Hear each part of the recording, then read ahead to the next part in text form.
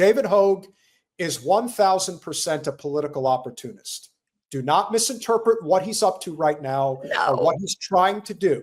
He is Mick Resistance for Gen Z, baby. He is trying to solidify, he is fortifying his position as a politico within the Democratic Party.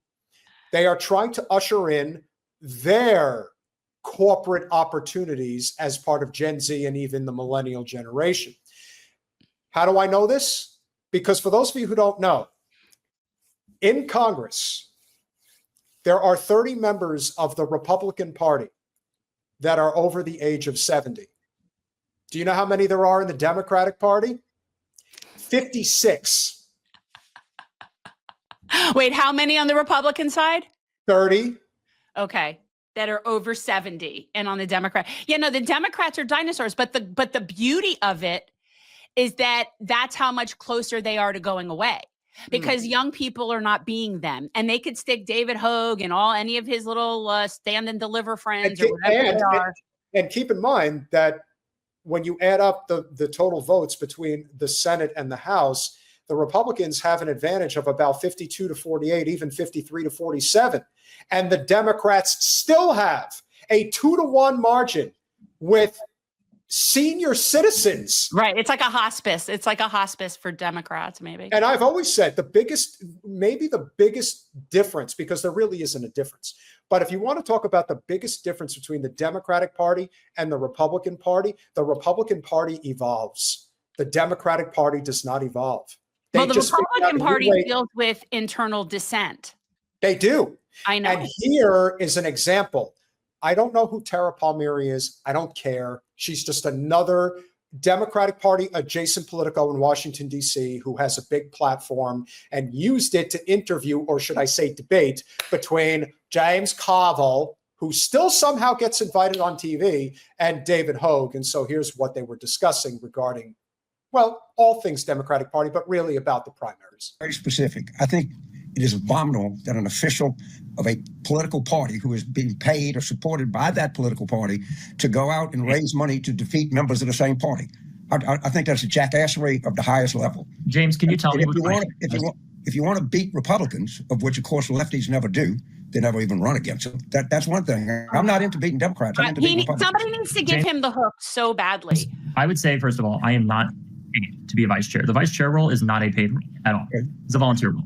What I would also say to that is that I think it's possible for us to do two things at once. I don't think other Democrats are the problem we have in the United States today. I just can't listen to him talk. But the problem with what he's saying is he essentially just said, I hope everybody hears this. He essentially said, we don't have primaries. That's what he just said. He said, why would you have primaries? That's one of the dumbest things you could ever do, is have a primary. That is essentially what he just said. And the fact that he says that I don't think the Democrats are the problem in this country. Well, what about them just being a problem? And you can't even say that. So there's that. That's number one.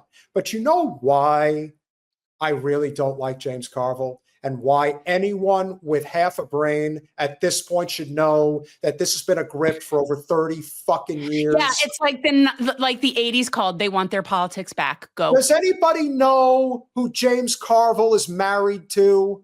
Everyone knows.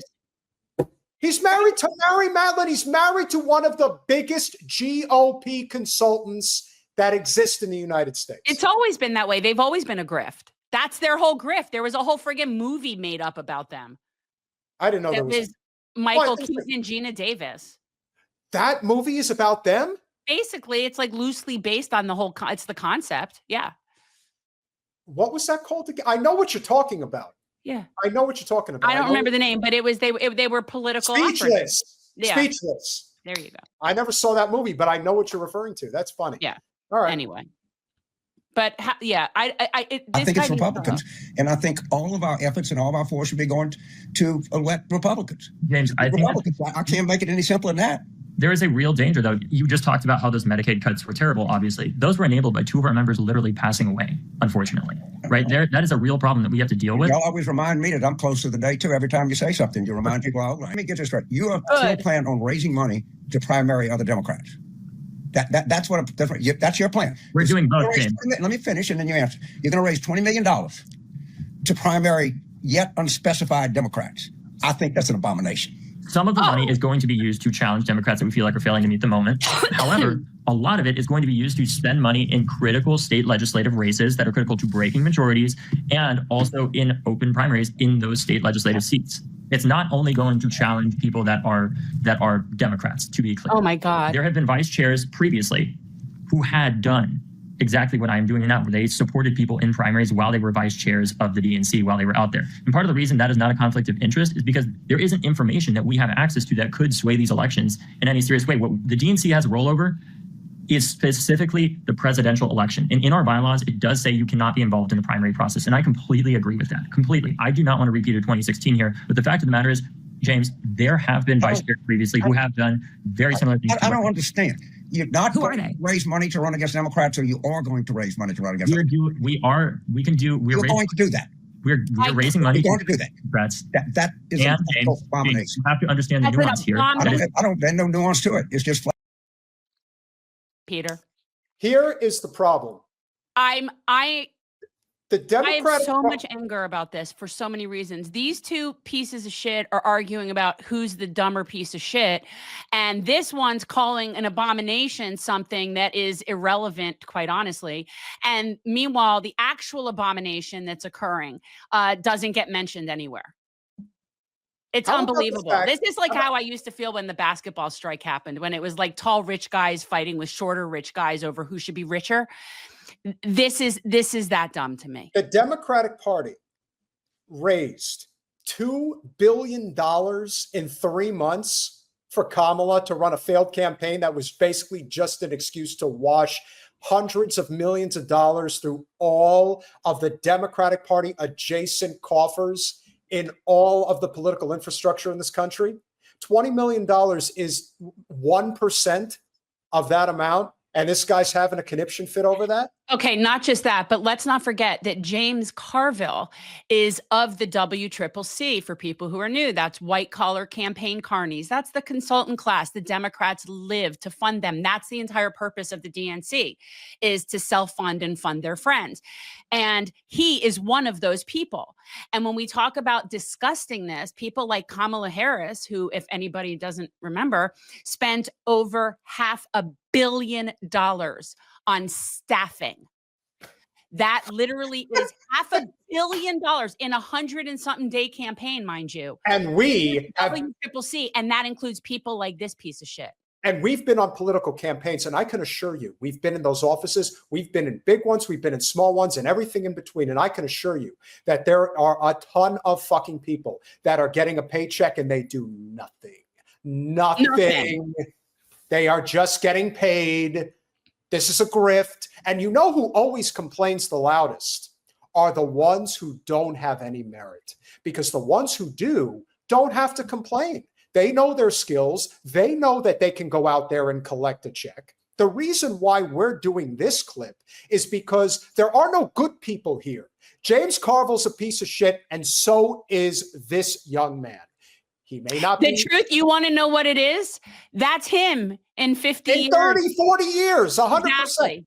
That's it. That was James Carville. I remember when he was the young guy. It's the That's same why difference. That's why the 70-year-old Carville has to come out and make a statement about how David Hogg is a little twerp. But you're showing your whole ass, your whole bony ass, Carville. That's all you're doing. But they're each other. That's what's so funny. They're like, it's like looking mirror. It's like looking in a mirror, 100%. That's all it is. They're the same. They're the same, just years apart. Yeah. He's like, do you realize that I won a presidential election because Ross Perot decided to run almost 35 years ago, and I've been coasting on that ever since? He's never won an election other than that. That's it. That's all he's ever done. He's lost everything. And that's been pointed out. In fact, I think that Hogg has a pretty good – Hogg has one good zinger that he throws it at Carville, and I think it's coming up here. Flat out wrong. Here's the deal, James. What is your plan to deal with our abominable approval rating? Win elections. You see, against Republicans. Let me finish, okay? Let me finish. You want my strategy. It is to win elections. It's not to win an election in Queens, okay, which you don't ever run against a Republican. It is to help Democrats win elections. David, you've said a bunch of times that you don't want a repeat of 2016. Like, how do you see this moment as being a repeat of 2016? No, I was saying that in the context specifically of why I wouldn't be involved in the presidential primary, because I agree that DNC officers, as members of the committee that have oversight over the primary, over a ton of things related to the presidential campaign, should not be involved in the presidential primary. And that is in our bylaws in the first place. The point that I'm making is that if James is so upset about what I'm doing here, where was he when other vice chairs were doing very similar things being involved? If this is such clear, James. Name you one vice chair of the DNC in his entire history, other than you, David, to be honest with you. And I never saw any of them publicly say it. Again, if I would have seen it, I would have said something. I promise you. This is not directed at you. It's directed at the general principle of an official of a political party spending time raising money to beat other members of that political party. That is a specific. The only thing I would say, James, is in David's defense, like, I actually ran this whole idea of what David is doing by my father, who's a boomer, and he, I said to him, "What do you think about this?" And like, in his mind, he was thinking, "Well, I think the Democratic Party needs to clear out. Like, they need to clean house. And how else do you clean house? You can't force people. You can clean house without having officials of the party raising money to beat other Democrats. Anybody can run for anything they want. Okay, that's not the question. The question is specifically as a official and as a fiduciary. He only cares about the money aspect. That's the only part of it he cares about. He's like, yeah, I don't care if they run. It's who's going to pay for it. That's what he cares about, is that they're raising money to challenge other Democrats. He's just overseeing the bank account of his little, of the WCCC coffers. He wants to know who's going to be getting the money. And if you allow people, other Democrats, to challenge Democrats, they're not going to be hiring people like him. And a very important point here. Remember, when you ran the last time, I remember speaking, even the first time, I remember speaking with high net worth donors who said, I cannot effing stand Wasserman Schultz, but I cannot donate in a primary against another Democrat. And the reason I believe that they say that is much like Carville. This is all about access. This is all about being in the club. And if you get marked as somebody who donates huge sums of money against one of their own, you won't be invited to the parties. You're not going to go to the country clubs, all of that stuff. And honestly, I think that that's what matters to a lot of these people. I think that is the whole purpose. The Democratic Party is a private club of old people clinging on for dear life. Amen. You represent, should you be raising money to run against people of that party? And again, this is not even an ethical close call to me. I don't care if you run for what you want. All right. If they think that the problem is some older Democrat in a +2R district, I got news for you. That's not our problem. Our problem. What about the fact that all these older Democrats are hanging on to their seats? You can argue that all you want. I'm not arguing that. Okay. What I'm saying is, I'm saying one specific thing. Don't try to make this an argument into something else. Whether or not some incumbent that's been there 20 years should remain, let their voters in their district decide that. What I'm saying is, it is not the job of the Democratic Party to raise money to defeat other Democrats. That's my simple thing. And I'm not going to change. We agree. We both want to defeat Republicans and win, right? But my question is, besides saying let's just get a majority to address that approval rating, how do you think we can win with an approval rating? The job of the Democratic Party is to win elections for them. Answer the question. That's its raison d'etre. That's the most circular, ridiculous thing to say. Just win. While you interrupted me, go ahead. You interrupted me, so let me finish.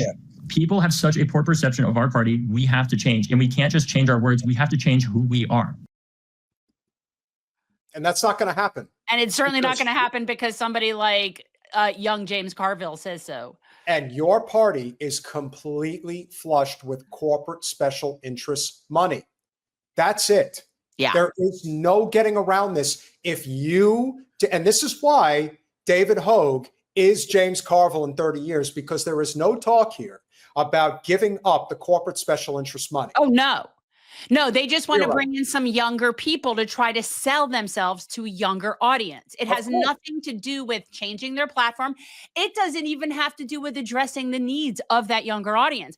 I don't see him talking about living wage. I don't see him talking about student loan forgiveness. I don't see him talking about anything like that. And on top of everything else, Hogg has made it crystal clear. He didn't do it once, he did it twice. He made it very clear. He fully supports Hakeem Jeffries to be the next Speaker of the House. So if that's the case, then what the fuck are we doing? This is going to be just like the previous election cycle to the one previous to that. You'll get one or two that'll find their way in, but nothing's going to infrastructurally change. Because when you had an opportunity to do it, and we were huge advocates for force the vote, they didn't do a damn thing. And they're in a much more precarious position now than they were before. And I got to tell you, no matter how badly Trump is effing things up right now, this is still the first 100 days. A year from now, do you know how much different things can be in this country? Everyone's like, It's oh, going the to get, elections- well, the supply chain is going to be a huge problem in another couple of weeks. Like it's going to start to get really ugly. Yeah, there you go. And as good friend David Hunter says, Hogue supports Cory Booker too. And Hogue is they all are. Forever. They all are. Whether they are outright, outwardly or inwardly, it doesn't matter, because they're not. And I mean, forget getting rid of the corporate money. You think somebody like David Hogg is going to stand up to the Israel lobby's stranglehold over the Democratic Party? No, he's not doing this. No, if he was then he wouldn't be in that spot. Then he would be kicked out. They're also like, oh, we're going to kick him out because he wants to primary a few Democrats. Let me assure you, if he started talking the way he needed to talk, he'd be out.